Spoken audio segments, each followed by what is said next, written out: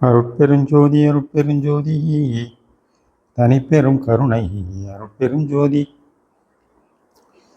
எல்லா உயிர்களும் இன்புற்று வாழ்க கொல்லா நெறியே குவலயமெல்லாம் ஓங்குக.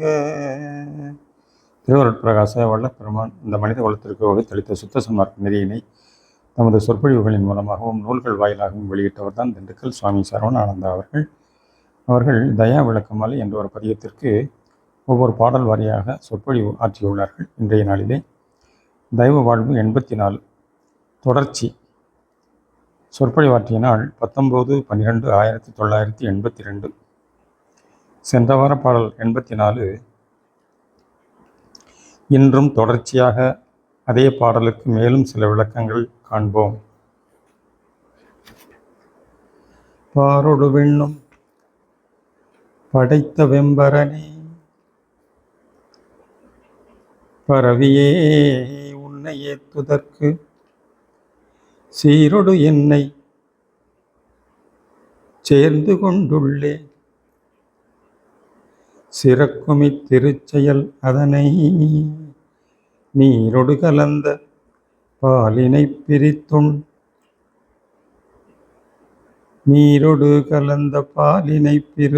நீரணம் போல் விசாரத்தால் தாரொடு திகழும் இன்னையே எவரும் சார்ந்திட கொள்கையித்தாரே.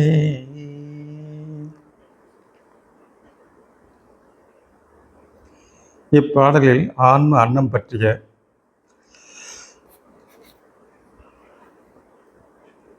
விளக்கம் முக்கிய இடம் பெறுகிறது. பரம்பொருளாகிய இறைவன் அணுதோறும் இருந்து இயக்கிக் கொண்டுள்ளான் என்று சொல்லுவதை அறிவோம். ஆனாலும் அந்த இறைவனை நாம் எங்கே காண முடிகின்றது? புறத்தே எங்கேயும் காண முடிவதில்லை. காரணம், நாம் புறக்கண்களால் தேக நிலையில் இருந்து கொண்டு முயற்சி செய்வதே ஒரு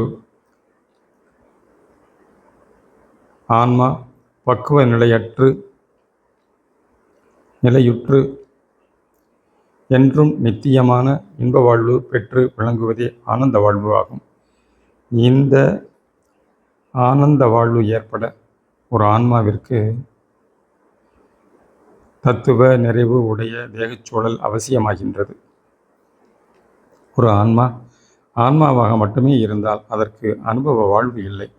இறைவனின் அருள் ஆற்றல் ஆன்ம அணுவின் அகத்தே மறைந்திருந்தாலும் அதனால் அவ்வான்மாவில் அறிவு விளக்கம் தோன்றுவதற்கேற்ப அவ்வான்மாவை சூழ தேக வடிவங்கள் தோன்றி மறைகின்றன. இப்படி ஒரு ஆன்மாவிற்கு கணக்கற்ற தேகச்சூழல்கள் ஏற்பட்டு மறைந்து ஒவ்வொரு பிறவியிலும் கொஞ்சம் கொஞ்சமாக மேல்நிலைக்கு ஏற்றப்படுகின்றது. ஓரறிவு தாவர இனம் முதல் ஐயறிவு கொண்டு விளங்கும் விலங்கினம் வரையிலும் புலன் உணர்வுகள் மட்டுமே செயல்படுகின்றன. ஆறறிவு பெற்ற மனிதனில்தான் மன அறிவு என்னும் பகுத்தறிவு செயல்படுகிறது. எனவே ஒரு ஆன்மாவிற்கு மனித தேகச் சூழல் மட்டுமே அவன் கடவுள் உண்மையை அறிந்து அடைவதற்கு ஏற்றதாக உள்ளது. அப்படி மனித தேகம் மனித பிறவி கிடைத்தும் அறியாமை இருளிலேயே மூழ்கி கிடக்கும் காலம் எல்லாம் அவன் உண்மையை உணர முடிவதில்லை. ஆதியில் மனிதன் கடவுள் உண்மையை ஆராய முற்பட்ட போது தன்னை வேறாகவும் கடவுளை வேறாகவும் பாவித்து கடவுளை சென்றடைய முயற்சிகள் பல செய்தான். அவ்வாறு செய்த முயற்சிகளின் பலனாக தன் அகத்தே ஏகதேச அருளால் கண்டறிந்த உண்மைகளை பலவாறாக வெளியிட்டு வைத்தனர். மக்களும் உண்மையை உணராது முன்னோர்கள் சொல்லி சென்றவற்றை அப்படியே பின்பற்றினர். வேதாந்திகளோ தம் புற உடல் உயிர் உலக வாழ்வு அனைத்தும் தேவையற்றது எனவும் தம்மை ஆன்ம வடிவினராக மட்டுமே எண்ணி அவ்வான்ம நிலையில் அடங்கி விடுவதே முடிவான இன்பம் எனவும் அது நான் எனவும் சொல்லி வாழ்வற்று போயினர். வேதாந்தத்தின் முடிவு சித்தாந்தம் என்பர்.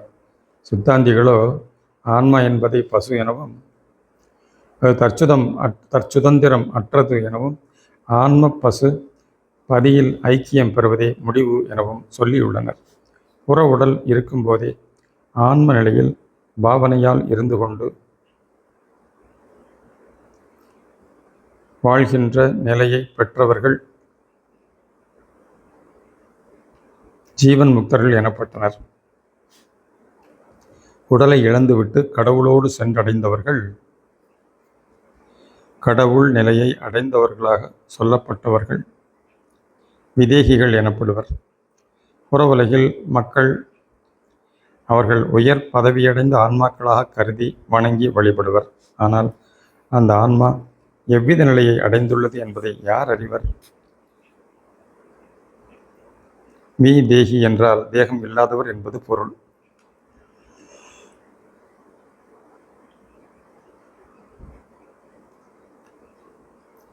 என்பது இல்லாத அல்லது இழந்த என்ற பொருளை தருகிறது. ஆனால் சுத்த சன்மார்க்க கருத்துப்படி விதேகி என்பதற்கு மிக உயர்வான பொருளை பெற முடிகின்றது. என்பது யு ப்ளஸ் இ என பிரியும். யு என்னும் வகரமை அருள் ஒளி வடிவையும் இகரமாகிய அருள் சக்தியையும் குறிக்கின்றது. எனவே விதேகி என்ற சொல்லுக்கு அருள் ஒளி வடிவம் பெற்றவர் என்ற பொருளை உணர்கிறோம் என்று. பிரபஞ்சமும் அதில் உள்ள ஒவ்வொரு பொருளும் உயிரினமும் கூட காரணத்தோடு தான் படைக்கப்பட்டுள்ளன. நாம் வேண்டாதவை என நினைக்கும் எதுவும் எப்பொருளும் எவ்வுயிரும் அவற்றின் இயக்கங்களும் செயல்களும் கூட நம்மை பக்குவப்படுத்தக்கூடியதாக இருக்கும். தன்னை வேறாகவும் கடவுளை வேறாகவும் எண்ணிய மனிதன் பிற உலகுயிர் பொருள் எல்லாம் கற்பனையே எனவும் அவையெல்லாம் தோன்றி மறைவனவே என்றும் கூறினான். இன்று நாம் சத்விசாரத்தால் உண்மையை உணர்ந்து கொள்கின்றோம். பொய் எனவும் கற்பனை எனவும் சொல்லப்படும் எல்லாவற்றிலும் உள்ளிருந்து இயங்கிக் கொண்டும் இயக்கிக் கொண்டும் இருப்பது இறைவனின் அருள் ஆற்றலே ஆகும். இக்கருத்தினை பாரொடு விண்ணும் படைத்த வெம்பரனே பரவியே உன்னை ஏற்றுதற்கு சீரொடு என்னை சேர்ந்து கொண்டுள்ளே சிறக்கும் இத்திருச்செயலதனை என்னும் வரிகள் விளக்குகின்றன. அகண்ட வெளிமுற்றும் நிறைந்து விளங்கும் பரம்பொருள் நம்மில் இரண்டற்ற ஒன்றாகவே விளங்கி கொண்டுள்ளார். ஆன்ம வடிவில் அருள் ஒளியாக விளங்க புறத்தே எண்ணற்ற தோற்ற மாற்றங்கள் உண்டாகின்றன. இவ்வாறு விளங்கும் அருள் தன்மையே நீராக அகம் விளங்க பெருஞ்சோதி வடிவமே புறத்தோற்றங்களாக விளங்கி கொண்டுள்ளன. இக்கருத்தினை திருவருட்பா ஒன்றினாலும் அறியலாம். அப்பாடல் பாரொடு விண்ணும் என இப்பாடல் வரிகளை கொண்டது. பாரொடு விண்ணும் படைத்த பண்பாளர் பற்றம்பலத்தார் சொல் சிற்றம்பலத்தார் வாரிடு கொங்கையர் மங்கையரோடே மன்றகம் பாடி மகிழ்கின்ற போது ஏருடம் பொன்றென எண்ணேல் நீ பெண்ணே எம்முடம் பொன்னை இணைந்தீங்கெமக்கே ஈருடம் வென்கின்றார் என்னடி அம்மா என்கை பிடிக்கின்றார் என்னடி அம்மா. ஆன்மா நித்தியமானது, அழிவற்றது. ஆனால் அதனை சூழ உள்ள ஒரு உடல் அருட்பக்குவம் பெறும் வரை அழிந்து கொண்டே தான் இருக்கும். மேலும் தேகப்பற்றுடன் வாழும் வரையில் அவன் அக உண்மையை அறிய முடிவதில்லை. மேலும் புறத்தே இருந்து முயன்று கடவுளை அடைய கருதின முன்னோர்கள் பலவேறு யோக சாதனா முறைகளை மேற்கொண்டு முயன்றனர். யோகம் என்றாலே இணைதல், ஒன்றுபடுதல் என்று பொருளாகும். தனித்தனியாக இரண்டு பொருளாக இருந்தால்தானே ஒன்றுபடுவதற்கு இறைவனும் நாமும் இயல்பாகவே பிரிவுபடாத ஒன்றாக, இரண்டற்ற ஒன்றாக விளங்குவதால் இதனை பரமயோகம் என்று குறிப்பிடுகின்றனர். பரிபாக வேதன வைரவரோதயானந்த பதபாலனம் பரமயோகம் என்பது திருவடி புகழ்ச்சி. சர்க்கரையில் இனிப்பை சேர்த்தது யார்? சர்க்கரை வேறு இனிப்பு வேறு என எப்படி பிரிக்க இயலும்? பாலின் நிறம் வெண்மை. அது ஒரு துளி பாலானாலும் வெண்மையாகவே இருக்கிறது. பாலை வேறாகவும் அதன் வெண்மை நிறத்தை வேறாகவும் பிரித்தறிய முடியாது அல்லவா? இவற்றைப் போலவே இறைவனும் நாமும் இரண்டற்ற ஒன்றாய் வாழ்கிறோம். இவ்வாறு ஆதியிலிருந்தே ஒரு ஆன்மாவிடத்தினிடத்தே இறைவனின் அருளாற்றல் இரண்டற்ற ஒன்றாக இணைந்தே உள்ளது. இதனையே பரமயோகம் என்று விவரிக்கப்படுகின்றது. ஆனால் இந்த உண்மையை உணர முடியாது மனிதன் மாயையில் சிக்கி உழன்று கொண்டுள்ளான். உள் விளங்கும் அருள் ஒளியின் அருள் ஆற்றலே நமது உயிர் உணர்வாக, உடலாக, உலகமாக விரிந்து விளங்கும் தன்மையை உணராது உடல்நிலை உயிர்நிலையை கடந்தே ஆன்ம நிலையை அடைய வேண்டும் என முயலுகின்றான்.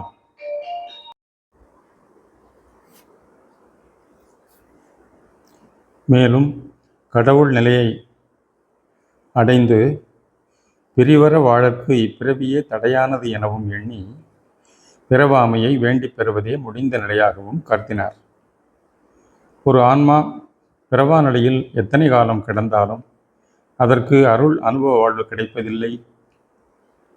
எனவே பிறவியே ஒரு ஆன்மாவை பக்குவப்படுத்தி மேல்நிலைக்கு ஏற உதவுவதால் அது தடையென கருதுவது தவறே. எத்தனை பிறவிகள் தொடர்ந்தாலும் ஒரு ஆன்மா பக்குவமுற்று அருள் வாழ்வு பெறுவதற்கே உதவப்படுகின்றது. நடுக்கடலில் ஒரு கப்பல் செல்கிறது.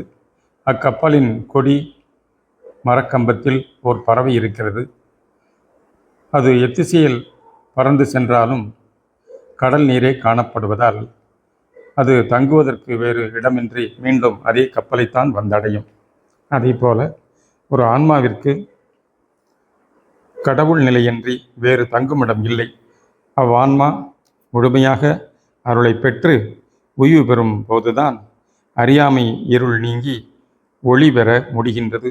புற உலகில் காணும் சூரிய ஒளி மற்ற ஒளி எதுவுமே அக இருளை போக்குவதில்லை. இக்கருத்தினை கண்ணுடைய வள்ளல் வாக்காலேயே அறிகிறோம். இது வென்றதெல்லாம் பொய் என்றான் எனக்கு, பொதுவன்றி தங்குமிடம் போச்சு வது நாங்கான் என்றான் என்றதன் பேர் இரவை பகலாக்கும் ஒன்றே, இரவை பகலாக்கும் ஒன்றோ பரம சுகமோ. மீண்டும், இது வென்றதெல்லாம் பொய் என்றான் எனக்கு, பொதுவன்றி தங்குமிடம் போச்சு வது நாங்கான் என்றான் அதன் பேரிரவை பகலாக்கும் ஒன்றோ பரம சுகமோ. ஒழிவிலொடுக்கம். ஒரு ஆன்மா தூல சூக்கும காரண தேக நிலையில் கன்மம் மாயை ஆணவம் என்னும் மும்மலங்களால் சூழப்பட்டு விளங்குகின்றது. இதனை முன்னோர்கள் பறவைகளுக்கு ஒப்பிட்டு விளக்கியுள்ளனர். தேகப்பற்றுடன் விளங்கும் நிலை கருங்காக்கையாகவும், அது ஒழிந்த நிலையில் வெள்ளை அன்னமாகவும், நான் ஆன்மா என்ற தற்போதமும் நீங்கிய நிலையில் அது பொன் வடிவம் கொண்ட சுக வடிவமாகவும் சொல்லப்படும். சுகம் என்பது கிளியை குறிப்பது. கிளியானது பொன்வண்ணம் கலந்த பச்சை வண்ணமுடையது. கிளி வடிவம் சுக வடிவம் எனப்படும். அருணகிரிநாதர் சுக வடிவம் பெற்று அம்மையின் திருக்கரங்களில் வீற்றிருப்பதாக சொல்லப்படும். கோவில்களில் தேவி வடிவங்களின் கைகளில் பொன்னால் செய்யப்பட்ட கிளியை வைத்திருப்பதன் கருத்து, ஒரு ஆன்மா மலங்களும் நீங்கி சுக வடிவம் பெற்று விளங்க வேண்டும் என்பதே. இந்த ஒப்பற்ற நிலையை பெறுவதற்கு மனமானது அருளால் சுத்த மனமாக மாற வேண்டும். ஜீவான்மாவாகிய அன்னம் கீழ்நிலையில் இருக்கும் வரையில் இதயத்தினிடத்தே பிடி அன்னமாக, பிடிபட்ட அன்னமாகவே விளங்குகின்றது. அந்நிலையில் இருக்கும் வரை அந்த ஜீவான்மாவிற்கு புற உலக உண்டியாகிய பிடி அன்னம் தேவைப்படுகிறது. உண்மையை உணராதவரை ஜீவான்மா பிடி அன்னம் உண்டு பிடி சாம்பலாகி போகும் நிலையில்தான் உள்ளது. அருளாலே உண்மையை உணர்ந்து அந்நிலை நின்று வாழும்போது புற உலக பிடி அன்னம் தேவைப்படுவதில்லை. இப்போது நாம் அருள் ஒளியையே உணவாக பெற்று வாழும் நிலையை பெறுகின்றோம். இந்நிலையில் சூழுடலும் சுத்த வடிவம் பெற்று நித்தியமாக விளங்கும் தன்மை பெறுகின்றது. ஜீவான்மாவானது பரமான்மாவுடன் ஐக்கியமாகி ஒடுங்கிவிடாது இரண்டற்ற ஒன்றாய் கலந்து நின்று வாழும்போது அதற்கு நித்திய ஆனந்த வாழ்வு கிடைக்கின்றது. ஜீவான்மாவானது அருட்பக்குவம் பெறும் வரையிலும் பிறவியினாலும் உலக வாழ்வினாலும் அலை உற நேர்கின்றது. அப்படி உண்டாகும் துன்பங்கள் தொல்லைகளால் ஜீவான்மா அலை உறுவதைக் கண்டு பரமான்மா ஏதும் செய்யாமல் சும்மா இருக்கிறதே என்றால் அது அலைவுற்று பக்குவப்பட்டு மேல்நிலையை அடைய வேண்டும் என்பதே. இதனை விளக்கும் வகையில் ஒரு படம் வெளியிடப்பட்டது. அதில் அசுவத்த அரச மரக்கிளையில் ஒரு பறவை ஏதும் செய்யாது சும்மா அமர்ந்திருக்கும் நிலையும், மற்றொரு பறவை கீழே இங்குமங்கும் அலைவது போன்றும் சித்தரிக்கப்படுகின்றது. ராமகிருஷ்ண மிஷன் பத்திரிகையின் அட்டைப்படத்தில் ஒரு தாமரை, அன்னம், சூரியன், அதனை சுற்றி ஒரு பாம்பு வட்டம் அமைந்துள்ளதாக வெளியிடப்படும். இவையெல்லாம் யோக சாதனா முறைகளை விளக்குவதாகவே அமைக்கப்பட்டுள்ளன. இன்று நாம் சுத்த சன்மார்க்க நெறியின் உதவியால் பெற்றுள்ள இம்மனித பிறவியிலேயே இறைவனின் அருளை அறிந்துணர்ந்து அடைந்து அந்நிலை நின்று அனகமாக வாழும் வழியை பெற்றுள்ளோம். அதற்கு அந்த இறையருளே உள்நின்று ஆக வெளிப்பட்டு உதவ வந்துள்ளதை இன்று நாம் சத்விசாரத்தால் உணர முடிகின்றது. தயவு என்பது கடவுள் உண்மையையும் நமது உண்மையையும் காட்டி கொடுத்து முடிவில் திரிதேக சித்தி நிலையையும் வழங்கி வாழ்விப்பதாக உள்ளது. நாம் அந்நிலை நின்று வாழ வேண்டும் என சிறிது நேரம் சிந்தனை செய்வது, பின் மற்ற விஷயங்களை எண்ணுவது போன்ற நினைப்பும் மறப்பும் உடைய சகல கேவல நிலையில் உள்ளோம். இதனை தவிர்த்து நினைப்பு மறப்பற்ற சுத்த நிலை நின்று வாழ பழகுதல் வேண்டும். வள்ளுவரும் பொறிவாயிலைந்த வித்தான் பொய்தீரொழுக்க நெறி நின்றார் நீடு வாழ்வார் என்று பாடிய குறட்பாவிற்கு இன்று நாம் புதிய பொருளை காண்கிறோம். அவித்தல் என்பது அழித்தல் அல்ல, பக்குவப்படுத்தி அந்நிலை நின்று வாழ்தல் ஆகும். பாலினை பிரித்துண் நீரணம் என்ற அடியை பாலினை பிரித்து உண் நீர் அன்னம் என விரித்து பொருள் கொள்ள வேண்டும். ஆன்மாவாம் அன்னம் நீரில்தான் வாழ்வது. நீர் இங்கு அருளாகிய நீர்மை அல்லது தன்மையை குறிப்பது. இவ்வருள் நீர்மை அகத்தில்தான் இருப்பது. இவ் ஆன்மாவுக்கு புறஞ்சூழ்ந்திருப்பது ஜோதியாம் பாலே. உலகிடை வாழ்வில் அருள் நீர் ஆகிய ஞானம் அகத்தில் சேர்ந்து வெளிந்து கொண்டே இருக்கிறது. புறத்தில் உள்ள ஜோதிப்பாலை வினையை ஒவ்வொரு பிறவியிலும் இன்ப துன்ப அனுபவங்களாக வாழ்வில் அனுபவித்து தீர்த்து விடுகின்றதாம். இதுவே அன்னம் பாலை பிரித்து உண்டு நீரை விட்டு விடுவதாக மொழியப்படுகின்றது. பாலை பார்க்க முடிகின்றது, அதில் கலந்த நீர் புறத்தில் தெரிவதில்லை. நிறையருள் பெருகி அகமிருந்து அனகமாக நிரம்பும்போது சூழ் ஜோதி அருள் ஜோதியாக மாறி அருள் தன்மையால் அழியாமையுற்று என்றென்றும் ஆனந்தமாய் வாழும் பாக்கியம் பெற்றுவிடுகின்றான் மனிதன். புற அன்ன நடை ஓய்ந்து ஒழிவது அக அருள் அன்ன நடைதான் அருளில் தோய்ந்து வாழ வைப்பதாம். அருள் அன்ன நடைதான் தெய்வ வாழ்வாக சூழ்ந்து இன்போடு என்றும் நிலவச் செய்யும் தயா விளக்கத்தால் பெருக தயவு. அருட்பெரும் ஜோதி அருட்பெரும் ஜோதி தனிப்பெரும் கருணை அருட்பெரும் ஜோதி தயவு.